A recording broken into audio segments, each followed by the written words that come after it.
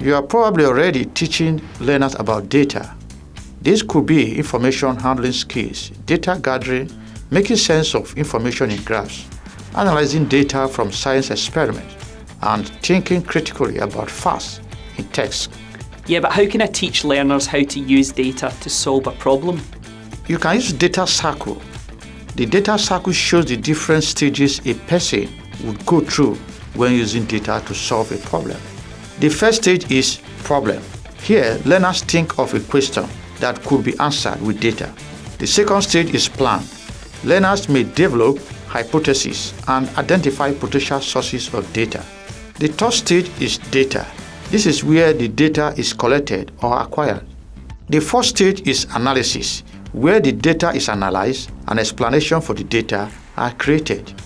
The fifth and final stage is conclusions. This is where the validities of the explanation of the data are evaluated. Then, based on the data, new questions are formulated. I like how the data cycle provides a structure to the activities we already do in the classroom. I can see ways that we could apply the data cycle to real-world data, like the survey we did about how everyone gets to school, or even the recycling project we did when our class gathered together the school's recycling and investigated the sources of all the plastic. Yes, the data cycle is just the process learners should use when using data to solve real-life and everyday problems.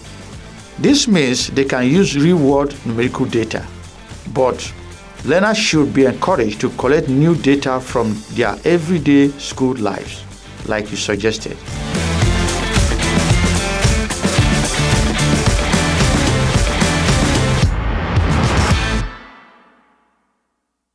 If you found this lesson useful, then please like this video and subscribe to the channel for more videos on this topic. Check out some of the other videos that we've been working on.